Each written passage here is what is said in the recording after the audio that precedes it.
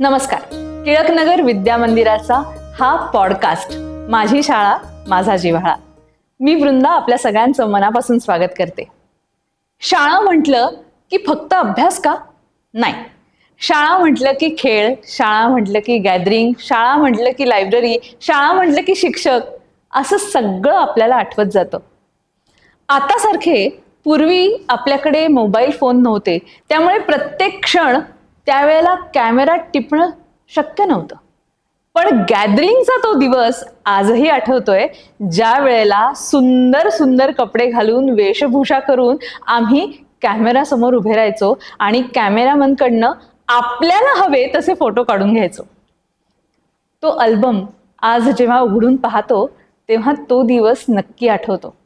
आणि तो दिवस आठवला की खरंच काय वाटतं माहितीये? सुंदर ते बालपण. आणि त्या बालपणातले ते क्षण आजही आम्हाला बाल्यावस्थेत नेऊन ठेवतात. कॅमेरा मागचा जो माणूस म्हणजे फोटोग्राफर, कॅमेरामन, त्या माणसाला त्या दिवशी खूप महत्त्व असायचं बरं का. आज उठतो तो मोबाईलवरनं कॅमेरामन होतो आणि फोटो काढतो, हे सगळं ठीक असलं तरी सुद्धा खरा कॅमेरामन, सिनेमॅटोग्राफर हा अतिशय लक्ष देऊन काम करणारा, फोकस काम करणारा, आपल्या कामात वैविध्य आणणारा असाच असावा लागतो. आणि आपल्या शाळेतले असेच एक विद्यार्थी श्री केदार फडके आज आपल्यासमोर आहेत. आणि आज सिनेमा इंडस्ट्रीमध्ये त्यांचं नाव अग्रगण्य फोटोग्राफर, सिनेमॅटोग्राफर, कॅमेरामन म्हणून घेतलं जातं. कॅमेऱ्याच्या मागे असणारी ही व्यक्ती आज कॅमेरा समोर आली आहे. कितवी वेळ? तिसरी चौथी वेळ? 5वी 6वी. बरं, 5वी 6वी. ही 5वी 6वी वेळ. पण आज आपल्याशी ते गप्पा मारायला आलेत, शाळेच्या आठवणी सांगणार आहेत, त्याचबरोबर त्यांच्या क्षेत्रामधली आव्हानं सुद्धा ते सांगणार आहेत आणि ते त्याच्यावरती कशी मात करतात, शाळेने दिलेले संस्कार त्यांना ह्या कामामध्ये कसे मदत करतात, आज आपण सगळं ऐकणार आहोत. सुरुवात करताना सर, कुठली बॅच? माझी बॅच 1992. आणि कुठले शिक्षक होते तुम्हाला आणि त्यातले तुमचे आवडते शिक्षक कुठले? हा प्रश्न जरा मी उलटा करीन. बरं. आमचे म्हणजे माझे आवडते शिक्षक म्हणण्यापेक्षा कुठल्या शिक्षकांना आम्ही आवडायचो ते पटकन तुम्हाला काही काही शिक्षक आहेत त्याच्यातले असं नाही. पण शिक्षक आठवतात सगळेच, कोणी शिक्षक आठवत नाही असं होत नाही. अगदी मॉन्टेसरीपासून शाळा, त्याच्यानंतर बालविद्या मंदिर, त्याच्यानंतर विद्या मंदिर, सगळेच शिक्षक आठवतात. सगळ्यांची नावं घेत बसत नाही. पण काही काही शिक्षक असतात की जे तुम्ही विसरू शकत नाही त्यांना. अगदीच. पहिलं नाव घेईन मी पळदेवाई कुलकर्णी सर, ड्रॉइंगचे, Bhandari sir, Ranade sir, Chaudhari sir, Mangala Joshi म्हणून एक बाई होत्या मला, पण त्या आय थिंक मी 5वीत का 6वीत असताना रिटायर झाल्या. त्या पुढे एवढ्या नव्हत्या. टांगसाळे बाई होत्या, त्या मला कधी शिकवायला नव्हत्या पण टांगसाळे बाई होत्या आम्हाला. चाफेकर बाई होत्या, अगदीच. पाटणकर बाई होत्या, त्या पण 5वीत 6वीत असताना रिटायर झाल्या. आहेत तसे भरपूर सर. महाजन सर होते पीटीला, ते लक्षात येत. आणि आम्हाला नाही तर मे बी डोंबिवलीवर, मे बी ठाण्याला माहीत असलेले वाजपेयी सर होते आमचे. अगदीच. शिकवायला नव्हते कधी आम्हाला पण होते. NCCला शिंपी सर होते. आहेत भरपूर शिक्षक आठवणीतले आहेत. किती छान ना. पण त्यावेळेचे म्हणजे आता शाळा सोडून 25-30 वर्ष आपल्याला होऊन गेली, पण आपल्याला आपल्या सगळ्या शिक्षकांची नावं आठवत आहेत. आणि एक कुठेतरी जो पर्सनल टच शाळेने आपल्याला दिला, कदाचित त्याच्याचमुळे एवढी भराभर सगळ्या शिक्षकांची नावं लक्षात राहत आहेत. हा, काही क्षण तुमच्या स्मृतीपटलावरती असे बिंबवलेले असतात की ते तुम्ही विसरू शकत नाही. त्याच्यातलेच ते काही क्षण असावेत अशी माझी मान्यता आहे. की शाळा जी म्हणजे मी असताना जी शाळा होती, आता शाळा तीच आहे, फक्त शाळेचे मापदंड बदललेत. बरोबर. त्याच्यामुळे आत्ताच्या मुलांना आत्ताचे शिक्षक किती लक्षात राहतील हे मला माहित नाही. पण आम्हाला आमचे सगळे शिक्षक अजूनही आठवत आहेत. कारण त्यांनी त्यांच्या परीने त्यांना जेवढे जमले, आम्हाला जेवढे आत्मसात आम्ही करू शकलो, त्यांच्याकडे द्यायला ज्ञान भरपूर होतं. आम्हाला आत्मसात करायला आमची लायकी होती की नाही आम्हाला माहित नाही. त्याच्यामुळे त्यांनी आम्हाला द्यायचा खूप प्रयत्न केला. आम्हाला जेवढं जमलं तेवढं आम्ही घेतलं. म्हणून ते अजूनही लक्षात येत. किती छान. आणि शाळेतली अशी काही आठवण की जी आजही आठवली की पटकन हसू येतं किंवा असं वाटतं अरे मी त्यावेळेला काही हे करायला नको होतं, असं काही आहे?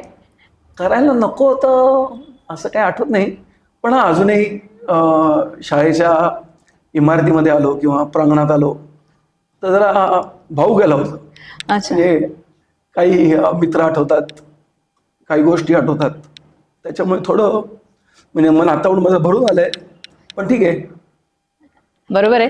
कारण खरंच जसं मी म्हटलं की शाळा म्हणजे फक्त अभ्यास नाही, शाळा म्हणजे आठवणींचा अल्बम. आणि तो जेव्हा जेव्हा उलटला जातो तेव्हा तेव्हा खरंच की ते सुटून गेले का क्षण असं वाटायला लागतं, आणि म्हणूनच कदाचित असं डोळ्यात पाणी येतं. हरकत नाही.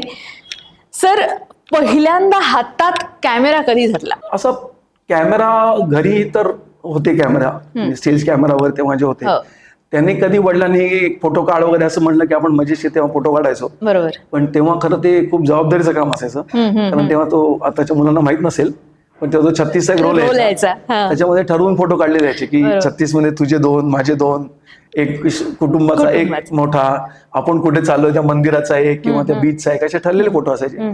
तर त्या काळात वडील आमचे टेक्नो सॅव्ही होते तेव्हा, तर ते कुठून कुठून काय काय नवीन नवीन कॅमेरा आणायचे. हॉटशॉट नावाचा एक कॅमेरा होता, असं छोटासा बारीक स्लिक वाला होता. त्याच्यानंतर एक आमच्या घरी कॅमेरा होता की जो फोटो काढला की लगेच त्याची खालून प्रिंट घ्यायची, आणि मग तो थोडा वेळ असं हवा त्याला दिली की तो प्रिंट व्हायचा. बरोबर. त्यामुळे तसा कॅमेरा हातात तो लहानपणी असायचा, पण प्रोफेशनली पहिल्यांदा कॅमेरा हातात जेव्हा मी माझं मास कम्युनिकेशन केलं तेव्हा मला तेव्हा VHS कॅमेरा होते. म्हणजे आताच्या मुलांना VHS कॅमेरा काय असेल हेही माहित नसेल, पण आम्ही त्या कॅमेरावरती आमचे प्रॅक्टिकल्स केलेले आहेत किंवा आमच्या फिल्म जे आहेत ते आम्ही केलेले आहेत. बरोबर. तर तेव्हाच पहिल्यांदा कॅमेरा मी हँडल केलेला आहे. तो कॅमेरा हँडल करत असताना जसं आता तुम्ही म्हणालात की जबाबदारी असायची, तर ही जबाबदारी शाळेपासूनच्या वयामध्ये जी आपल्याला आपल्या शाळेने कायमच एक जबाबदार नागरिक होण्यासाठी किंवा जबाबदार व्यक्ती होण्यासाठी म्हणून जे संस्कार केले, तर ते आज कॅमेरा हातात धरताना ते आठवतात? ते कसं आहे, ते तुमच्यात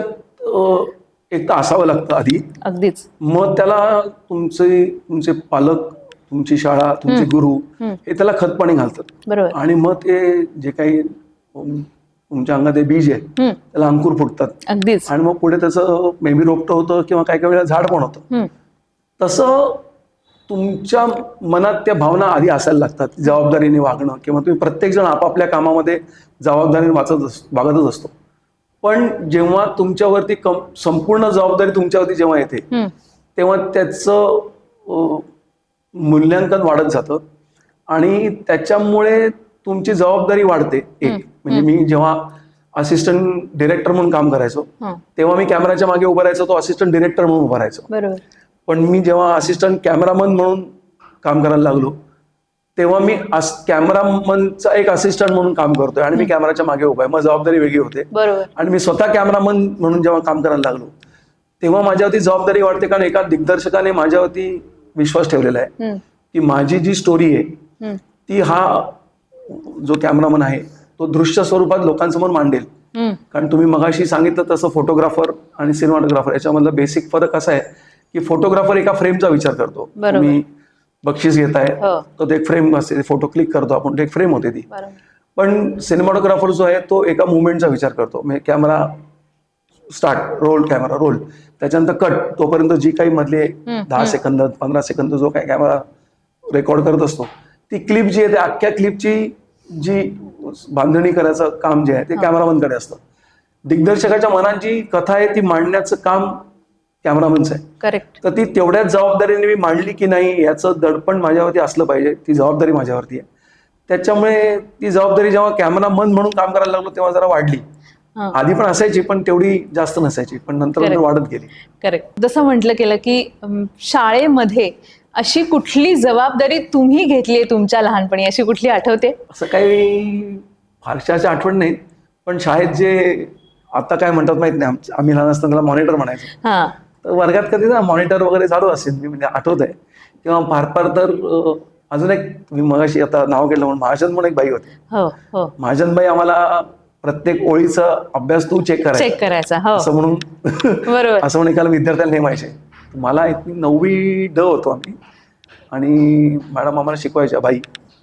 तर त्या शिकून झाल्यानंतर बीजगणित शिकवायच्या, म्हणजे अल्जेब्रा. तर त्या शिकवायच्या आणि मी आपला अभ्यास चेक करायचो आणि मी एक दोनदा स्वतः हातात वही पुस्तक घेतो आणि बाहेर जायला निघालो. भाई म्हणलं कुठे चाललास? मी म्हणलं त्यांनी अभ्यास केला, मी नाही केला. मी म्हणजे बाहेर जायचो. तर ती हळूहळू तुम्हाला शाळा तुमच्या कुवतीप्रमाणे तेव्हा जबाबदारी देत असते. करेक्ट. की आमच्यापैकी काही विद्यार्थी होते जे चांगले वक्तृत्व कलेत चांगले होते, त्यांना शाळेने त्याच्या कॉम्पिटिशनला पाठवायचे. काही काही विद्यार्थी एनसीसी मध्ये चांगले होते, मग त्यांना सार्जंट म्हणून किंवा दुसऱ्या पद्धतीचे रँक देऊन त्यांना काही काही कॅम्पला पाठवलं. किंवा एक मॉनिटर म्हणून आपल्याकडे पद्धत होती तेव्हा. मग वर्गावर तुम्ही कंट्रोल कसा ठेवता येईल, तुमच्यावर ती जबाबदारी येते. तर अशी हळूहळू जबाबदारी द्यायची प्रक्रिया शाळेपासूनच सुरू झालेली असते. ती पुढे जाऊन कुठेतरी कळते की ती छोटी जबाबदारी पण तुमच्यात काहीतरी कलागुण किंवा एक नेतृत्व गुण देते आणि त्याची सुरुवात इथपासून झालेली असते.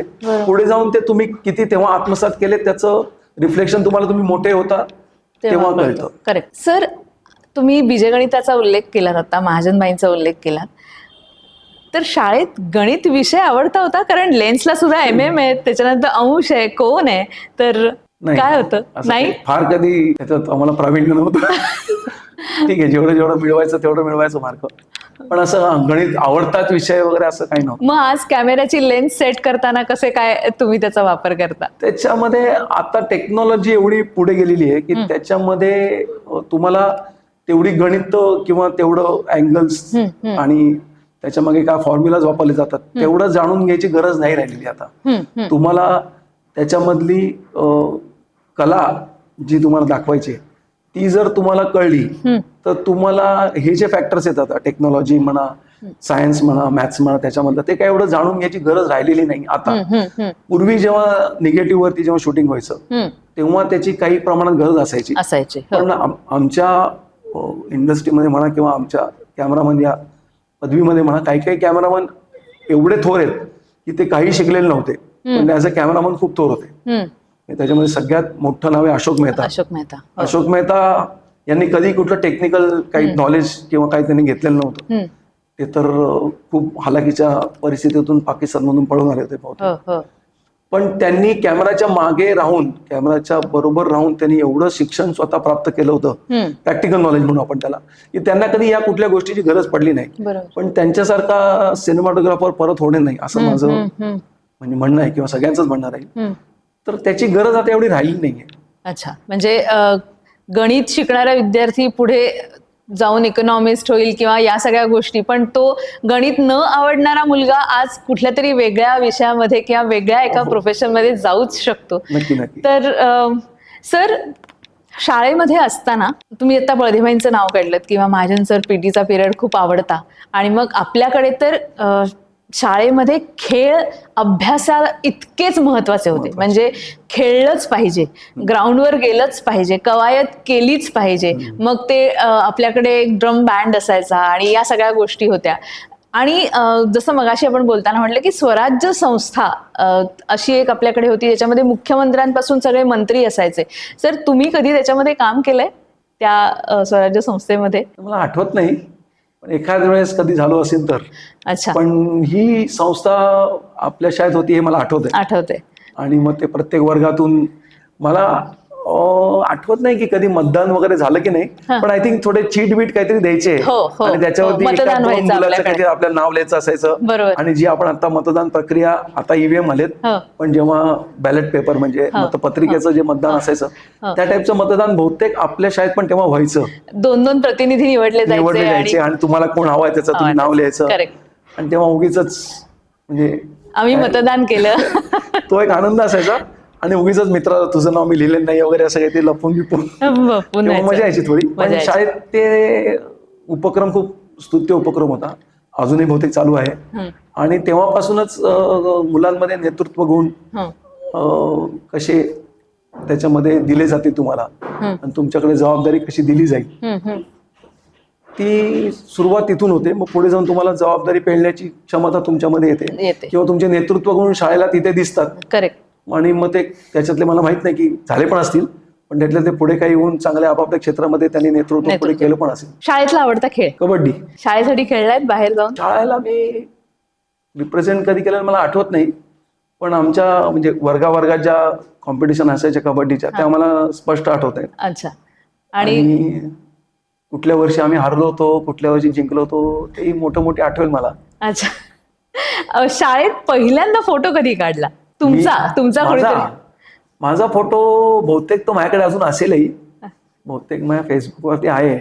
आम्ही पहिलीत किंवा मॉन्टेसरीत असेल, बहुतेक पहिलीतच विंचू चावला हे जे गाणं आहे त्याच्यावरती आम्ही तो नाच केला होता. अच्छा. आय थिंक त्या कार्यक्रमाचा फोटो बहुतेक माझ्याकडे आहे. अच्छा. तो पहिला एक क्षण असेल की जिथे शाळेत मला पहिला फोटो निघाला. क्या बात आहे सर. थोडंसं आता तुमच्या प्रोफेशन बद्दल बोलूया की दिवसागणिक टेक्निक बदलते आणि दिवसागणिक काहीतरी नवीन शोध लागतात आणि ते आपल्या इंडस्ट्रीमध्ये येत आहेत. सर, त्याच्याशी डील कसं करता किंवा त्याच्यासाठी तुम्ही काय तयारी करता किंवा अभ्यास करता? टेक्नॉलॉजी मध्ये फरक तर आता या काही 4-5 वर्षामध्ये म्हणाल तर दरवर्षी काही ना काही टेक्नॉलॉजीमध्ये अपग्रेडेशन येत आहेत, टेक्नॉलॉजी चेंज होते. मी स्वतःला भाग्यवान समजेन की मला शेवटी म्हणजे निगेटिव्ह वरती काम करायची मला संधी मिळाली. अच्छा. म्हणजे मी निगेटिव्ह वरती पण फिल्म आम्ही शूट केल्यात आणि निगेटिव्ह पासून डिजिटल सिनेमा जो आहे त्याचं ट्रान्झिशन आम्ही बऱ्यापैकी बघितलं. म्हणजे we were the first one to get trained on the digital camera or maybe to see the transition. जी एक बॅच असते, आता जी मुलं आहेत त्यांनी निगेटिव्ह बघितलेल्याच नाहीयेत किंवा आधीची काही माणसं होती त्यांनी फक्त आणि फक्त निगेटिव्हच बघितल्या होत्या. आम्ही दोन्ही बघितले. आम्ही निगेटिव्ह वरती पण शूटिंग केलं आणि डिजिटल वरती पण शूटिंग केलं. आधी निगेटिव्ह वरती जेव्हा शूटिंग व्हायचं तेव्हा त्याला जबाबदारी जास्त होती, कारण तुम्ही निगेटिव्ह वरती जे एक्सपोज करता ते तुम्हाला लॅबमध्ये जाऊन तेव्हा निगेटिव्ह तुम्ही डेव्हलप करता, त्याच्यानंतरच कळतं की ते नीट तुम्ही जे काम केलंय ते नीट रेकॉर्ड झालंय का नाही झालंय. पण आता डिजिटल कॅमेरा आल्यामुळे लगेच तुम्ही कॅमेरा कट करता, लगेच क्लिप ओके का बघता, समजा नसेल झाली तर परत शूट करता येते. आणि पोस्ट प्रोडक्शन म्हणजे आता ज्याला कलर करेक्शन म्हणतो आम्ही, त्याची प्रोसेस चेंज झालेली आहे. आधी डिजिटल इंटरमिडिएट असायच्या, त्याच्यामुळे तेव्हा तुम्ही मिनिमम गोष्टी काही करू शकायच्या पोस्ट प्रोडक्शन मध्ये. पण आता पोस्ट प्रोडक्शन मध्ये सॉफ्टवेअर जे आहेत, बेसलाइट आहे, रिझॉल्व्ह आहे, हे एवढं प्रगल्भ होत गेलेलं आहे की काही गोष्टी आता पोस्ट प्रोडक्शन मध्ये होऊ शकतात. त्याच्यासाठी तुम्हाला प्रोडक्शन म्हणजे शूटिंग करताना वेळ घालवायची गरज नाही. पहिल्यांदा जेव्हा आम्ही निगेटिव्ह शूट करायचो तेव्हा क्रोमा म्हणजे मागे आता सगळ्यांना क्रोमा शब्द माहिती आहे, मागे तुमच्या ब्लू किंवा ग्रीन पडदा स्क्रीन लावली जाते आणि तुम्ही शूट करता, मग तुम्ही बॅकग्राऊंड चेंज करू शकता. पहिल्यांदा ते शूट करताना खूप त्याची काटेकोर काळजी घ्यायला लागायची की तो ब्लू जे आहे ते प्रत्येक ठिकाणी बरोबर तेवढ्याच इल्युमिनेशनचे लाईट झालंय का नाही झालंय किंवा ग्रीन. आता असं आहे की थोडं जरी फार कमी जास्त वरती खाली लाईट झालं तरी चालतं. कम्प्युटर्स जे आहेत ते तुम्हाला हेल्प करतात आणि ते ग्रीन स्क्रीन ऑटोमॅटिकली काढून टाकतात. त्याच्यामुळे पहिल्यांदा जेवढं काटेकोरपणे काम करायला लागायचं तेवढा आता करायला लागत नाही. तुम्हाला टेक्नॉलॉजी खूप मदत करते. त्याच्यामुळे तुमच्या जबाबदाऱ्या थोड्या कमी झाल्या असं मी म्हणू शकेन, पण तेवढी तुमची जबाबदारी वाढली पण आहे. कारण नवीन टेक्नॉलॉजी जी आहे ती तुम्ही मॅक्सिमम त्याचा वापर कसा करून घेता येईल तुम्हाला ते पण तुम्हाला बघायला लागतं. त्याच्यामुळे तुमची जबाबदारी जास्त महत्वाचं. कॅमेरामध्ये जसे बदल होत गेले तसे लाईट्स मध्ये पण खूप बदल होत गेले. खूप गरम होणारे लाईट होते, टंगस्टन लाईट जे होते, 5K होते, HMI होते, खूप बल्ब त्याची हीट द्यायचे, त्याला पॉवर लागायची पण जास्त. आता हे पण जे आपण कार्यक्रम करतो ते लाईट्स पण येते, पण LED लाईट्स आहेत. LED लाईट्स मध्ये ऊर्जा कमी लागते, एनर्जी कमी लागते, त्याचे एनर्जी इमिटेशन पण कमी आहे, एवढे गरम होत नाहीत लाईट. त्याच्यामुळे तुम्हाला खूप उष्णतेमध्ये काम करायची गरज नाही पडत. आणि पटकन पहिल्यांदा कसं असायचं, टंगस्टन लाईट आहे म्हणजे पिवळा लाईट आणि HMI पांढरा लाईट, तर पांढरा ते पिवळा शिफ्ट करायला आम्हाला वेळ लागायचा कारण की लाईटच वेगळे होते.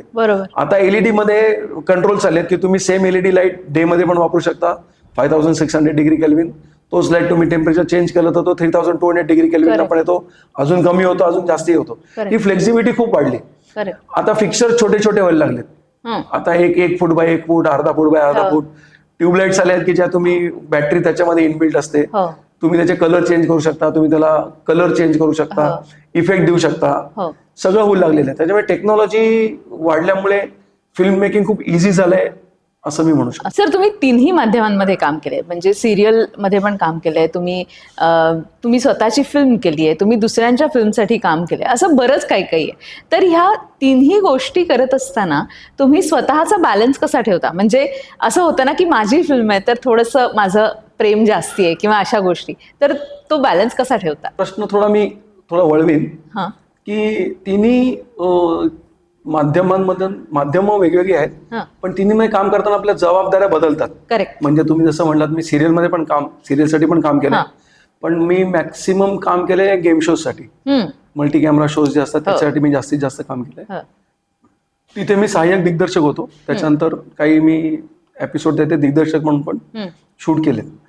जेव्हा आपण कुठल्याही गोष्टीमध्ये सहाय्यक जेव्हा असतो तेव्हा आपल्याकडे थोडं कुशनिंग असतं की आपण चुका करू शकतो. बरोबर. असं मला वाटतं. बरोबर. कारण आपल्यावरती आपल्यापेक्षा जास्त ज्ञानी एक व्यक्ती आहे की जे आपले काही चुका घडल्या आपल्यातून कळत तर त्या सांभाळून घेतो. त्याच्यामुळे तुम्ही त्या स्टेजला जरा रिलॅक्स असू शकता. असिस्टंट असतात, तुमची जबाबदारी तेवढी खरं पाहिजेच, खरं चुका व्हायलाच नको कोणाकडून. पण समजा काही झाली तर आपल्यापेक्षा वरचढ जी व्यक्ती आहे ती आपल्याला ऍडजस्ट करून घेते. पण जसं तुम्ही म्हणलात की मी आधी असिस्टंट म्हणून काम करायचो मल्टी कॅमेरामध्ये, मग त्याच्यातलेच काही भाग मी दिग्दर्शन पण केलं. त्याच्यानंतर मी असिस्टंट कॅमेरा म्हणून काम केलं. त्याच्यामध्ये असिस्टंट कॅमेरा म्हणून एक काम असतं, एक फोकस पुलर म्हणून काम असतं, आणि मग स्वतः ॲज अ कॅमेरामन म्हणजे आता DOP म्हणतात त्याला, म्हणून पण काम केलं. तर असिस्टंट असताना फोकस पुलिंग करत असताना त्या कामाचं जबाबदाऱ्या वेगळ्या असतात. तिथे पण चुका करून चालत नाहीत. पण तिथे समजा चुका करून घेतल्या तर आमच्या जे कॅमेरामन होते काय होते त्याने आम्हाला तेव्हा सहाय्य केलं, ऍडजस्ट करून घेतलं. पण आपण मी जेव्हा फिल्म कॅमेरामन म्हणून शूट केली तर आपली जबाबदारी वाढते. बरोबर. जबाबदारी अशी वाढते की तेव्हा तुम्हाला चुका करायला चान्सेस खूप कमी असतात. कारण तुम्ही जर चुका करायला लागल्यात तर मग तुमचे असिस्टंट कोणाकडे बघणार. बरोबर. त्यामुळे तुम्हाला तेवढं परफेक्शनिस्ट व्हायला लागतं. तसं असिस्टंट असताना एखाद दिवशी चूक आपण केली तर चालू शकते. पण तुम्ही स्वतः कॅमेरावर म्हणलं तर मी स्वतः एक तर चुका करू शकत नाही, आणि तुम्हाला दुसऱ्याच्या चुका सुधारून घ्याव्या लागतात. त्याने समजा चूक कुठली केली तर ती तुम्हाला ऍडजस्ट करून घ्यायला लागते. तेवढं तुमच्यामध्ये नॉलेज आलेलं असतं की किंवा तुम्ही त्याला सांगू शकता की या चुका मी असिस्टंट असताना आम्ही केलेल्या होत्या, तू या करू नकोस. किंवा त्यात तू काम करताना कुठली काळजी घे की या चुका तुझ्याकडून होणार नाहीत.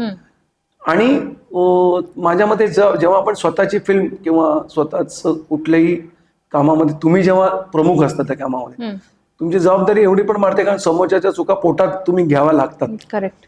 ती पण एक मोठी जबाबदारी आहे. कारण तुम्ही असिस्टंट म्हणून असताना तुम्हाला जसं तुमच्या गुरूंनी जो कोण तुमचा सुपिरियर त्याने जशी हेल्प केलेली होती तशी हेल्प तुम्ही पण करणं अपेक्षित आहे असं मला वाटतं. करेक्ट. त्याच्यामुळे ती पण एक भावना तुम्ही मनात ठेवली पाहिजे. आणि आपण आधी असिस्टंट होतो आणि आता मी सुपिरियर झालोय, त्याच्यामुळे कायम मी सांगू शकेन की तुम्ही करा किंवा मी केलेलं आहे. You should be grounded. तुम्ही पण आधी एकेकाळी सहाय्यक होता हे तुम्ही लक्षात ठेवलं पाहिजे. आणि आता मी मोठा झालोय ठीक आहे, पण तुम्ही पण सहाय्यक होता. त्याच्यामुळे मी सहाय्यक असताना मी जेव्हा काही चुका केल्या होत्या तेव्हा माझा सुपिरियर माझ्या तेवढा ओरडला होता का, तर नव्हता ओरडला, किंवा किती ओरडला होता, त्याने कसं ऍडजस्ट करून घेतलं होतं. ती सेम पद्धत मी पुढे एकदा चालवली पाहिजे. किंवा समजा त्याने जी काही केली नसेल ती मी केली पाहिजे. तेव्हा त्याने मला तेवढी मदत केली नसेल किंवा जेवढी केली असेल त्याच्यापेक्षा जास्त मदत मी त्याला करणं अपेक्षित आहे. नाही तर मग त्याची मी पुढे जोडत बसलो तर मग काही उपयोग नाहीये. तर प्रत्येक लेवलवरती काम करताना जबाबदाऱ्या वाढल्यानंतर तुम्हाला तुमचं कार्याची पद्धत तुम्ही चेंज केली पाहिजे असं मला वाटतं. अगदीच. आणि आता तुम्ही जसं म्हणालात की चुका होणं किंवा या सगळ्या गोष्टी अपेक्षित असतात. आपल्या शाळेमध्ये अमृतपुत्र गौरव समारंभ आजही होतो आणि अतिशय वृद्ध सोहळा असतो. आणि शक्यतोवर असं आता होतंय की आपल्या शाळेचे माजी विद्यार्थी तिथे प्रमुख पाहुणे म्हणून जातात. मला आठवतंय माझ्या लहानपणी, म्हणजे मी एक 8वी 9वी 10वीच्या त्या ह्याच्यामध्ये असताना आपल्या इकडे एक अतिशय प्रसिद्ध श्री राजाभाऊ गवांदेजी आले होते. आणि तेव्हा ते असं म्हणाले होते की चुका करा पण रोज नवीन चुका करा, म्हणजे तुम्ही माणूस म्हणून सिद्ध व्हाल. आणि मला असं वाटतं की जेव्हा तुम्ही अशा चुका करत जाता तेव्हाच तुम्ही मोठे होता. आणि आपल्या शाळेने आपल्याला ही मुभा दिली की चालेल ना, चुका करा, हरकत नाही, पण कालचं चुकलेलं आज नाही करायचं. बरोबर आहे? चूक तोच माणूस करू शकतो जो काम करतो. परफेक्ट. जो कामच करत नाही तो चुका करणार नाही, कारण त्याने कधी काम केलंच नाही. परफेक्ट. कामात चुका होणारच. कोणी म्हणजे देव नाही म्हणू शकत आपण, पण कोणी असं काही सर्व गुण संपन्न 100% असं कोणीच नाही. चुका होणारच. पण तुम्ही म्हणला ते परफेक्ट आहे. सेम कालची चूक आज परत नाही करायची. आज नवीन चूक कर. अगदीच. चुकांमधून आपल्याला कळेल की एवढ्या चुका होऊ शकतात. अगदीच. याच्यापेक्षा नवीन काहीतरी चूक कर. त्याच्यातही माझ्या मध्ये काय म्हणतात त्याला शोध लावण्यासारखं एक म्हणजे आनंद मला मिळेल की अरे काल तू 10 चुका केल्या तर 11वी नवीन चूक केली. परफेक्ट आहे. म्हणजे काहीतरी तुझ्याकडून मलाही शिकण्यासारखं आहे.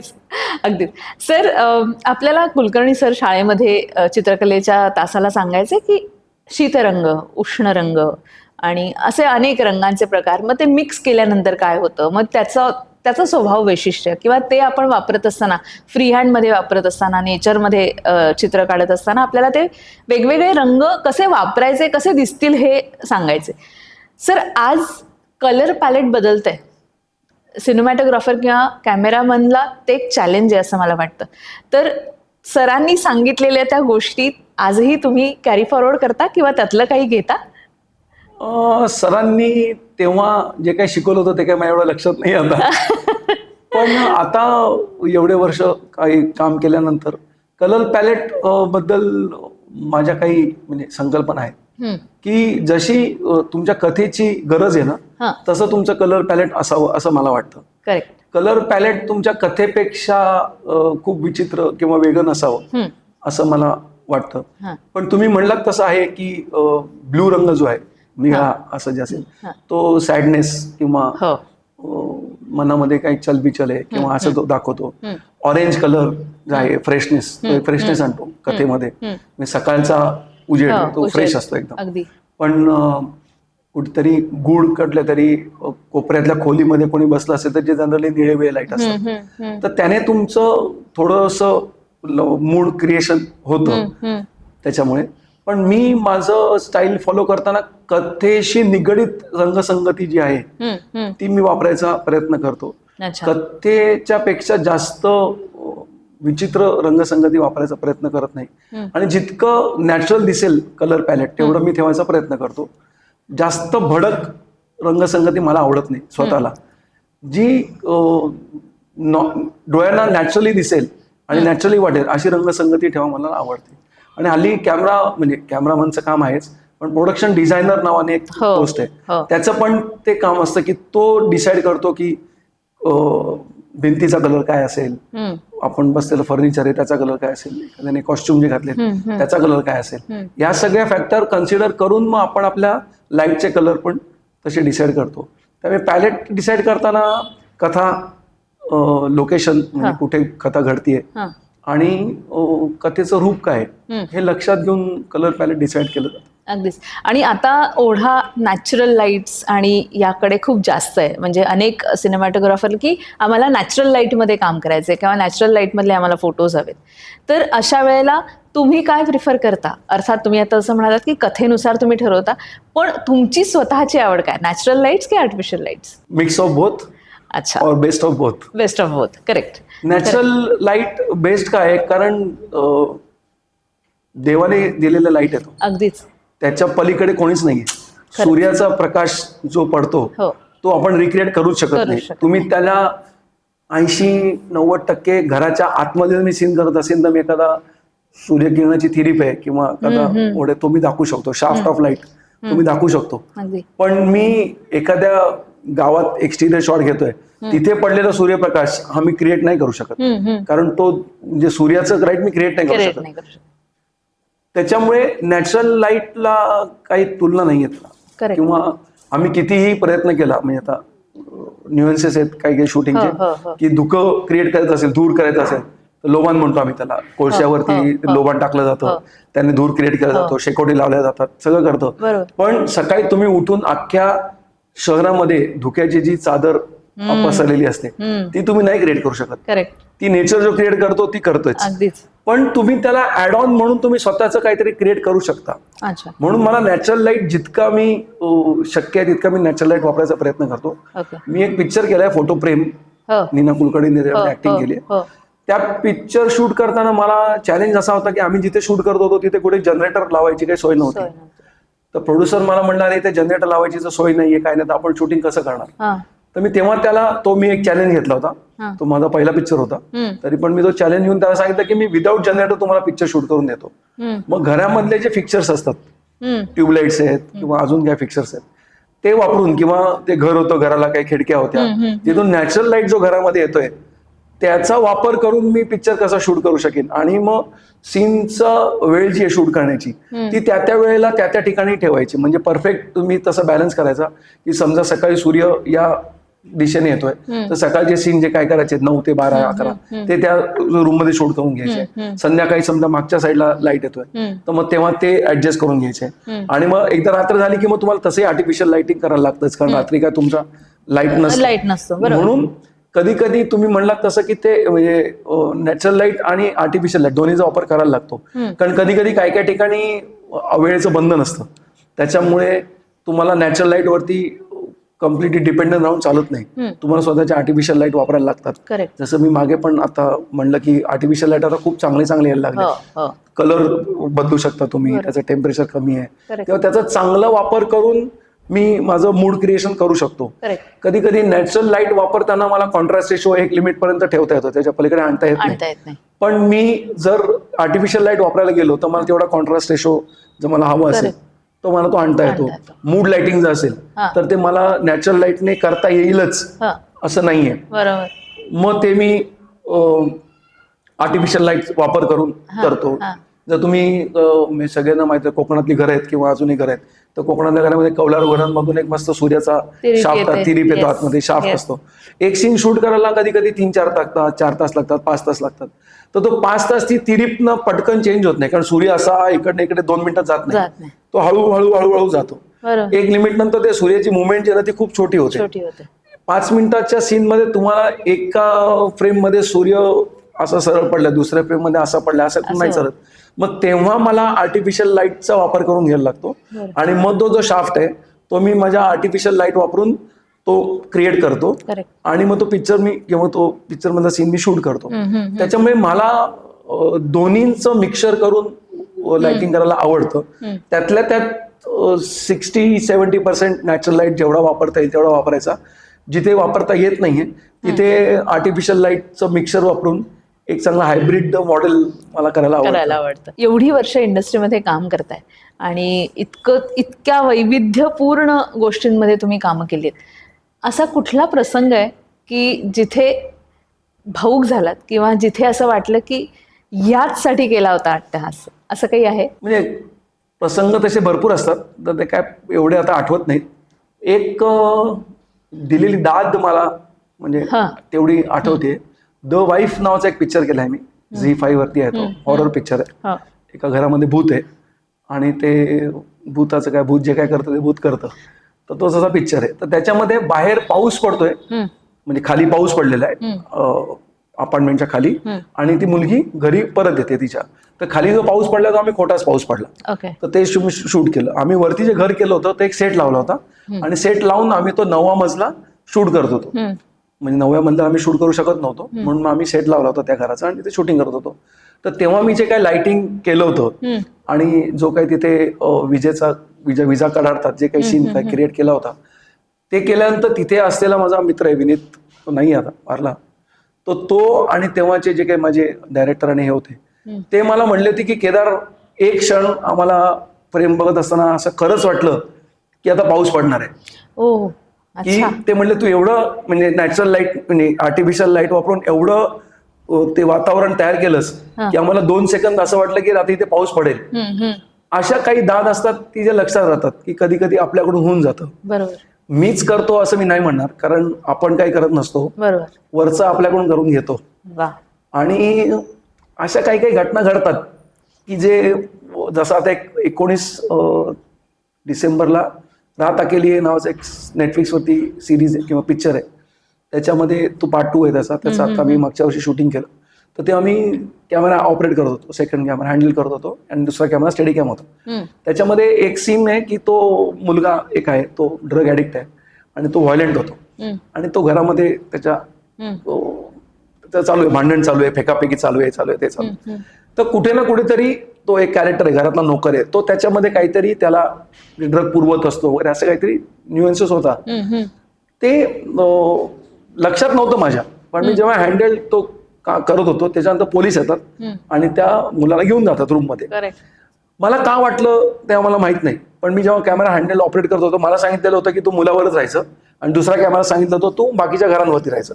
सो रिपिटेशन ऑफ शॉट नसतं. 2-2 कॅमेरा जेव्हा लावतात ना, एक कॅमेरा सांगतात तू एकाकडेच बघ, दुसरा कॅमेरा सांगतात तू दुसऱ्याकडे बघ. ते करत असताना मला काय माहित नाही की ते फ्लो मध्ये आपण आली नवी term go with the flow, तर माहित नसतं आपल्याला काय असतं. मी तो मुलगा झटापट करतोय, त्याला ते दाबून ठेवलंय, त्याच्यावरती होतो मी हँडल करत. सगळं घेऊन जातात, पोलीस येतात, त्याला घेऊन जातात. आता घेऊन जातात म्हणलं तर मला कोणी सांगितलं नव्हतं, पण मला का वाटलं नाही आणि मी कॅमेरा माझा फ्रेम गेली आणि मी त्या नोकरावरती गेलो आणि तो नोकराचा शॉट घेतला आणि त्या नोकरांनी जी काहीतरी ऍक्टिंग करायची होती केली. मग तो स्टेडी कॅम होता दुसरा, तो त्याच्यावर त्या मुलावर घेऊन त्याला रूम मध्ये घेऊन गेला. कॅमेरा कट झाला आणि सगळ्यांनी तिथे टाळ्या वाजवल्या. मला कळलंच नाही टाळ्या कमी, आपला कॅमेरा दिला आणि बघतो सगळे म्हणले Kedar best best best superb shot. मला कळलं नाही मी जे मागे केलं होतं तेच मी केलं होतं. तर मला दिग्दर्शक म्हणला तू जो कॅमेरा वरती नेऊन त्या नोकरावरती जो नेलास तो मला पण अपेक्षित नव्हता, पण तो केल्यानंतर मला आता कळलं अरे हे मस्त शॉट मिळाला की हे सगळं करणारा तो नोकरच आहे. हे माझ्याही मनात नव्हतं की तुला सांगायचं की तू तिकडे जा, तू गेलास. मला मस्त वाटलं, तो शॉट सीन खूप छान मिळाला. तर मला असं वाटतं कधीतरी गोष्टी होऊन जातात आणि मग अशा काही काही छोट्या छोट्या गोष्टी त्या लक्षात राहतात की आपल्याला लक्षात नसताना आपण काहीतरी काम करून टाकतो. आपल्याला असं वाटतं की अरे कॅमेरा रोलच होतं, मी कोणाला तरी दाखवतो, पण ते करत असताना एखादी बारीक जी कथेमध्ये न लिहिलेली गोष्ट असते ती तुमच्याकडून कधी कधी रेकॉर्ड केली जाते बिटवीन द लाईन्स. मग ते कधीतरी असं काय काही क्षण येतात की ते लक्षात राहतात. आता तुम्ही सांगत असताना असं एक मनामध्ये विचार आला की आपल्याला शाळेमध्ये निबंध जेव्हा लिहायला सांगायचे तेव्हा क्रिएटिव्ह फ्रीडम द्यायचे, मुद्दे दिले जायचे आणि खरंच आपल्यापैकी अनेक जण स्वतःचे निबंध स्वतः लिहायचे. कुठल्याही निबंधमालेतले पुस्तकातले निबंध आपल्याकडे शक्यतोवर कोणाचे नसायचे.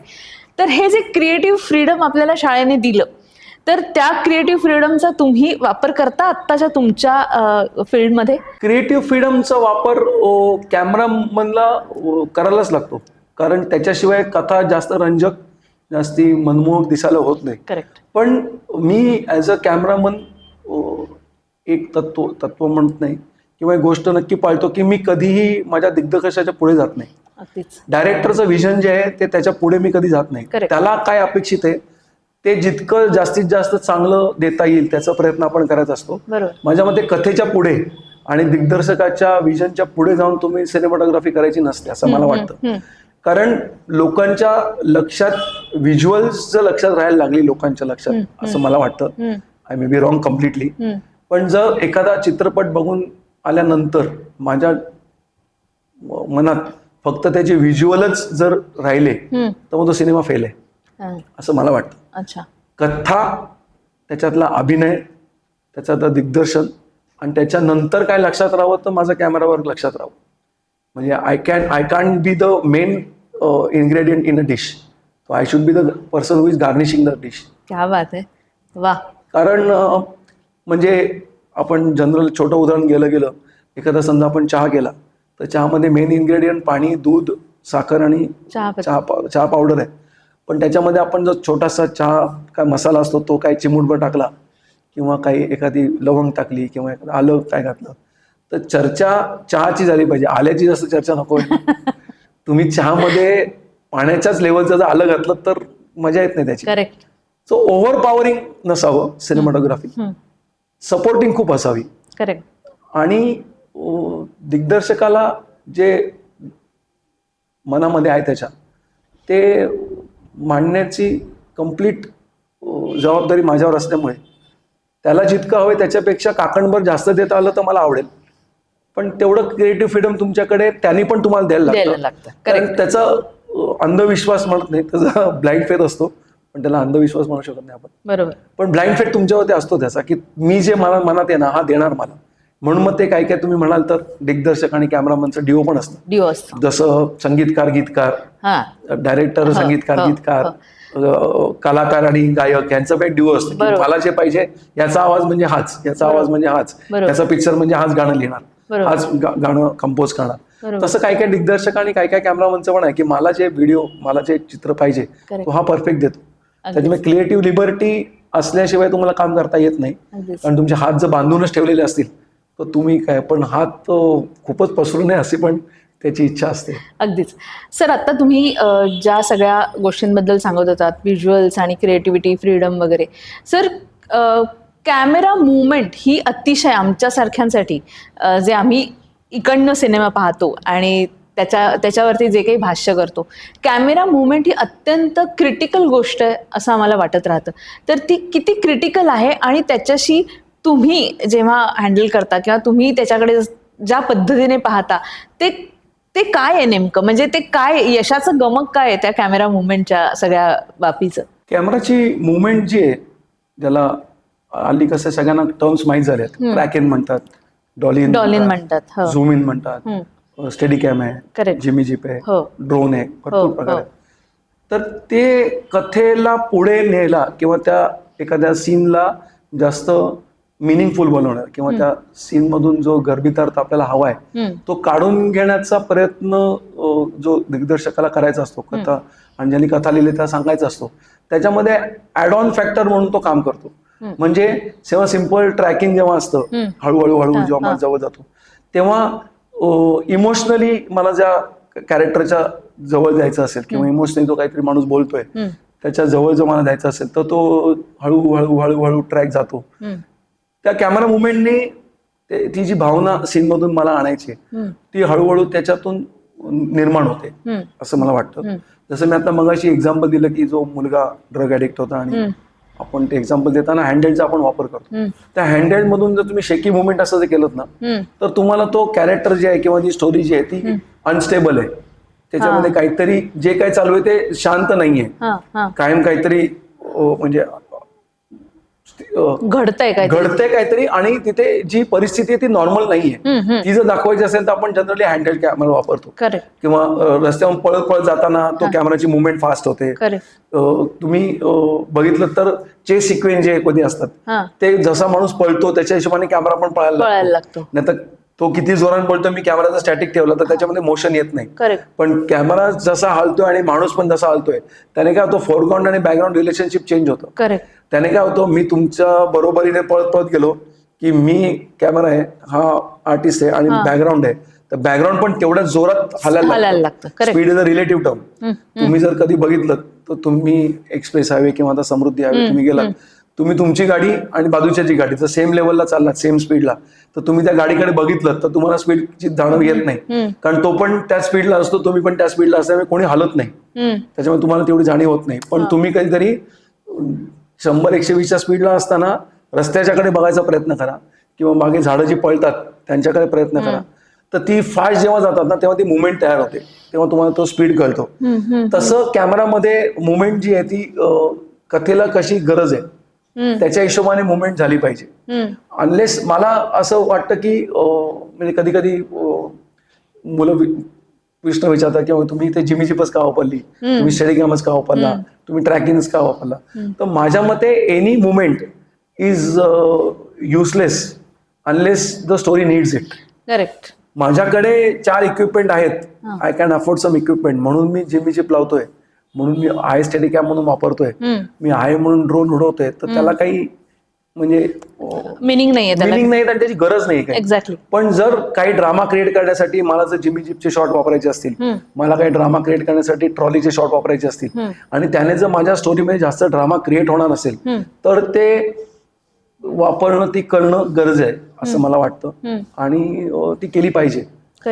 जसं तुम्ही कॅरेक्टरच्या जवळ जायला लागता की तुम्ही त्याच्या भावनांच्या खूप जवळ जायला लागता. कधी कधी असं म्हणतात की तुम्ही जेव्हा त्याच्यापासून लांब जायला लागता तेव्हा त्याला तुम्ही एकटं टाकताय आणि तुम्ही बाहेर जाताय, असं एक त्याच्यामध्ये भावना येते. कधी कधी काही काही पिक्चर मध्ये उदाहरणं भरपूर आहेत, पण काही काही पिक्चर मध्ये मुवमेंट असतात ते स्टॅटिक असतात, कधी हालत नाहीत हालत पटपट, नाहीत. हो. पण बाकी गोष्टी हालत असतात. Correct. तो पण एक प्रकार असतो की कॅमेरा स्टॅटिक असतो आणि माणूस हालत असतो, हा. कधी कधी माणूस स्टॅटिक असतो आणि आपण हालत असतो, करेक्ट. डिपेंड असतं. कधी कधी दोन्ही व्यक्ती हालत असतात आणि त्या मोशन नी इमोशन्स जास्ती क्रिएट होतात वा असं मला वाटतं. वा वा, म्हणजे अगदी फिजिक्स भौतिक शास्त्राची आठवण करून दिली तुम्ही आम्हाला. कारण त्यावेळेला कदाचित हे आपण विषय तितके सिरियसली घेतले नाही, पण आत्ता तुमच्या प्रोफेशनमध्ये ते तुम्ही वापरताय, त्यातले सगळे बेसिक्स वापरताय. आणि मला वाटतं शाळेची खासियत हीच असते की आपण म्हणलं की काही उपयोग नाही त्या ज्ञानाचा, आपलं बाहेर बाकीचं सगळं वेगळं आहे. पण मला असं खूपदा वाटतं की शाळेत ज्या विटा आपण बांधल्या आहेत त्याच्यानंतरच ती एक म्हणजे जो पाया तयार केलाय त्याच्यानंतरच ती इमारत उभी राहिली आहे. आपण त्याच्याकडे दुर्लक्ष करून चालत नाही. सर, आपण या शाळेचे विद्यार्थी, मराठी माध्यमातले विद्यार्थी, पण आज आपण जेव्हा एका वेगळ्या क्षेत्रामध्ये काम करतोय किंवा एका वेगळ्या क्षेत्राशी आपण बांधिलं, तर त्याच्या मागे नक्कीच शाळेतल्या शिक्षकांचे एफर्ट्स आहेत किंवा त्यांनी जी सीख आपल्याला दिली आहे असं म्हणायला हरकत नाही. त्याच्यामुळेच आज आपण दोन पायांवरती छान उभे आहोत. आणि तुम्ही म्हणालात मगाशी की ग्राउंडेड असणं, तर माझ्या मते आपल्या शाळेने ग्राउंडेड असणं शिकवलंय. तर म्हणजे खरंच म्हणजे जे काही आहे बक्षीस मिळालं, हा ठीक आहे, आजचा दिवस सेलिब्रेट करू, उद्या तुला वेगळं काम करायचंय. म्हणजे मला हे सांगितलं गेलंय बऱ्याचदा, म्हणून मी अगदी सांगू शकते, याच्याशी रिलेट करू शकते. नाही, ग्राउंडेड ठेवायचं काम प्रत्येक शिक्षकाने, तेव्हा आम्ही कायम ग्राउंडेडच होतो. म्हणजे मजेशीर आठवण किंवा आता लोक असतील त्याला, पण मला आठवतं की जी मुलं शाळेत उशिरा यायची ना, त्यांना ते वर्गाच्या बाहेर उभं करायचे. आणि सप्रे म्हणून काका होते आमचे. आता म्हणजे अगेन इमोशनचा भाग आहे. लोक हल्ली पिऊनला पिऊन आणि ते म्हणतात, आमच्या वेळेला काका होते. काका म्हणायचो. काका is just like my family, असं म्हणून त्याला काका म्हणायचं. ते सप्रे काका होते, ते अजून सरदेसाई काका होते, करंदीकर होते. तर ते वाजपेयी सर किंवा केळकर बाई त्यांना सांगायचे की जी मुलं लेट आलेत ना त्यांना आता झाडू द्या आणि त्यांना ग्राउंड झाडायला सांगा. तर म्हणजे मला काय बाकीचे शाळेचे विद्यार्थी म्हणा किंवा काय, ते आज आहे तुमच्या शाळेत काय तुम्हाला झाडू मारायला लावायचे, पण मला असं वाटतं तेव्हा की ती एक शिकवण होती मे बी, की तुम्ही उद्या आज लक्षात ठेवा, आज तुम्ही लेट आला तुम्हाला झाडू मारायला लागलाय, झाडू मारायचं नसेल तर टाइमात ये. क्या बात है. तसं म्हणजे वक्तशीरपणा शाळेने आम्हाला तेव्हापासून लावला. किंवा तेव्हा शाळेत आम्हाला असं कोणी म्हणलं नाही, जाऊ दे 5 मिनिटं लेट आला ना, जाऊन दे आतमध्ये बस, असं तेव्हा आम्हाला कोणाला केलं नाही. 5 मिनिटं लेट आला बस, बाहेर बस, मग तुला आज कळतं. नाही तर मग तो वक्तशीरपणा जो आज माझ्यामध्ये आहे किंवा माझ्यामध्ये आलाय, तो शाळेतच कुठेतरी होता असं मला वाटतं, किंवा शाळेने आम्हाला तो दिला. आणि ग्राउंडेड ठेवायचं काम शाळेने तुम्ही म्हणलं तसं कायमच केलेलं आहे, की आज पहिला आलास विद्यार्थी, छान टाळ्या वाजवा सगळ्यांनी, टाळ्या वाजवा, उद्या जर चूक केली तर ओरडणार. आपल्याकडे असं काही नाही की तू एक पहिला नंबर आलास, तू काय फार गंगाला हात भिडले का वगैरे, डायरेक्ट तिथल्या तिथे ते बरं असतं. कारण माणसाने काय शेकीत जाऊ नये, बरोबर, असं कायमच म्हणजे राहावं ग्राउंडेड. शाळेने ते आम्हाला ठेवलं कायम, हे आम्हाला म्हणजे मला तरी अभिमान आहे त्याचा. आणि तुमचं फाउंडेशन जितकं चांगलं असतं ना, तितकी बिल्डिंग चांगली होते. तसं शाळा म्हणतात की तुम्हाला काही लोक म्हणतात शाळेने आम्हाला काय दिलं, तर मी त्यांना विचारतो शाळेने तुम्हाला काय नाही दिलं ते तुम्ही सांगा. डोंट कम्पेअर, म्हणजे अगदी निटी मध्ये जाऊन आम्हाला हेच नाही द्यायचं, आम्हाला तेच नाही द्यायचं. ठीक आहे, मी उलटा कधी कधी प्रश्न, तुम्ही शाळेला काय दिलं? तुम्ही शाळेला काही दिलं नाही. शाळेने तुम्हाला जे काय दिलं ते तुम्हीच दिलं. तुम्ही तुमच्या वडिलांनी फक्त फी भरली, पण तुम्हाला जे काही संस्कार दिलेत किंवा जे काही शिकवण दिले, ती तुम्हाला आज ना उद्या कुठे ना कुठेतरी ती कामाला येते, पण तुम्हाला त्याची जाणीव नाहीये की हे शिक्षण आपल्याला शाळेने दिलेले. ते शाळेच्या प्रती कृतज्ञता तेवढी आपण राहिली पाहिजे, सगळ्यांच्या प्रती राहिली पाहिजे, शाळेच्या प्रती असून. आणि शाळा आहे खरंच. लहानपणापासूनच आमची शाळा करत आली आहे. आता या मुलांचा आहे ना एक शब्द फारच लागतो मनाला कधी कधी, किंवा असं वाटतं की किती हलक्यामध्ये घेता की काय तू माझ्या शाळा घेतो का. पण मला असं वाटतं की आपल्या शाळेमध्ये ऍडमिशन मिळाल्यापासून शाळा सोडतानापर्यंतचा जो काही आपला प्रवास होता 10-12 वर्षांचा, म्हणजे त्यातला एक दिवस आपण काहीतरी वेगळं घेत होतो. आणि खरंच शाळेत येणं हा आनंद सोहळा होता. कारण दर दिवशी आपल्याला काहीतरी वेगळं मिळायचं ना. म्हणजे नवरात्रामध्ये 1ली ते 4थीमध्ये आपण ते अगदी मणी ओवण्याची स्पर्धा, रांगोळी स्पर्धा वगैरे, आणि किंवा पुढे मोठं झाल्यानंतर जे आपल्याकडे शारदोत्सव वगैरे व्हायचे त्याच्यामध्ये पार्टिसिपेट करणं, ह्या सगळ्या गोष्टींनी कुठेतरी आपल्याला कलेची आवड लावली, किंवा असं म्हणतात दृष्टी नजर केली गेली पाहिजे, तर ती दृष्टी नजर केली गेली आपल्याला, आणि म्हणूनच आपण उत्तम ते पाहू शकतो. आज तुमच्या सिनेमातल्या फ्रेम्स पाहताना ती सौंदर्य दृष्टी दिसते, आणि त्याच्या मागे बहुतेक शाळा हे त्यातलं कारण असावं, कारण त्यांनी शाळेने आपल्याला खरंच एक सौंदर्य दृष्टी देण्याचा कायम प्रयत्न केला, उत्तम ते पाहण्याचा एक विचार दिला किंवा संस्कार दिला असं म्हणायला हरकत नाही. तर सर, शाळेने आपल्याला सौंदर्य दृष्टी दिली, आणि त्या सौंदर्य दृष्टीचं एक छान फलित म्हणजे तुमचा एक सिनेमा येतोय मॅजिक नावाचा, तर त्याबद्दल थोडं सांगा ना. बरेच सिनेमे आहेत, तुम्ही फोटो फ्रेमचा उल्लेख केलात, किंवा अजून वेब सिरीज मधल्या काही गोष्टी तुम्ही सांगितल्या, पण या मॅजिक बद्दल, ह्याचं काय मॅजिक आहे आणि काय मॅजिक घडू शकतं नंतर, याबद्दल थोडंसं सांगा. मॅजिक चित्रपट प्रदर्शित झालेला आहे 1 जानेवारीला. मॅजिक चित्रपटामध्ये सायकोलॉजिकल थ्रिलर आहे. एक एन्काउंटर स्पेशलिस्ट पोलीस आहे, त्याच्या तो एक एन्काउंटर करतो, आणि त्याच्यामुळे त्याच्या आयुष्यात काय प्रसंग येतात, आणि त्याच्यामुळे त्याचं विश्व कसं बदलून जातं कम्प्लिटली. अच्छा, याची ती स्टोरी आहे. ओके. जितेंद्र जोशीने त्याच्यामध्ये त्या भूमिका केली आहे. जुई भागवत आहे, सिद्धिरूपा करमरकर आहे, आणि बाकी अजूनही कलाकार आहेत. रवींद्र करमरकर यांनी त्याचं दिग्दर्शन केलेलं आहे, आणि राजू सत्यम आहे त्यांनी ते पिक्चर प्रोड्यूस केलंय.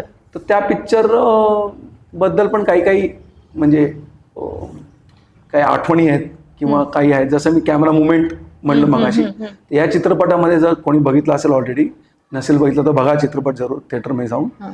तर या चित्रपटामध्ये एक प्रसंग असा आहे की जितेंद्र जोशीला वाटत असतं की एक मुलगी आहे त्याच्यात, ती तिच्या घरी येते, आणि याच्या घरी येऊन ती मुलगी काही गोष्टी चोरी करते असं याला भास होतो, याला वाटतं असं. तो त्याच्या बायकोला विचारतो की ती आज सकाळी जेव्हा घरी आली होती ना, तेव्हा ती काय केलं सांग मला. तर त्याला बायको सांगते की ती घरी आली, ती बसली होती, ती चहा पित होती, म्हणजे म्हणली गाडीत काय राहिलं का, काल माझा मोबाईल पडला का बघा, मी बाहेर गेले, मी बघायला गेले आणि ती घरात होती, संपलं.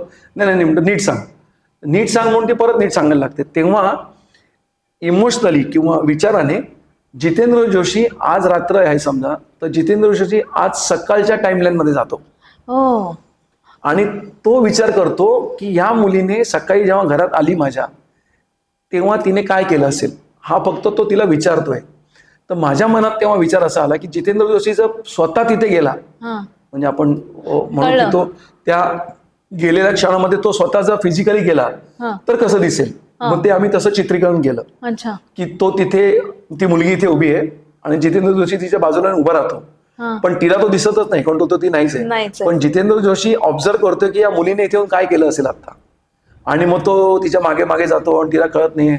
एक क्षणासाठी जितेंद्र जोशीला असं वाटतं की ती मुलगी मला बघते की काय, म्हणून तो पटकन दचकतो की अरे बाजूला होतो, असं पण एक सीन आहे.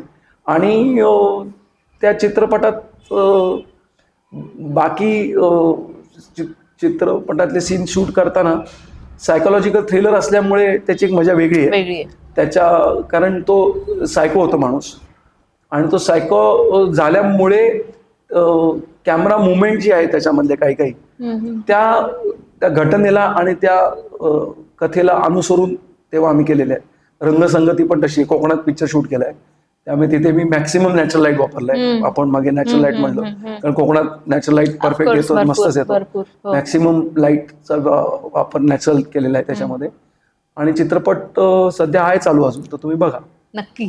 नक्कीच. आज तुम्ही इथे आलात आणि आमच्याशी मनमुराद गप्पा मारल्यात, आम्हाला कॅमेराचं तंत्र समजावून सांगितलं, आणि तुमचे अनुभव सुद्धा सांगितले. तुमची यशोगाथा आम्ही ऐकली, जी प्रेरणादायी आहे आणि अनेक मुलांना ती प्रेरणादायी ठरणार आहे.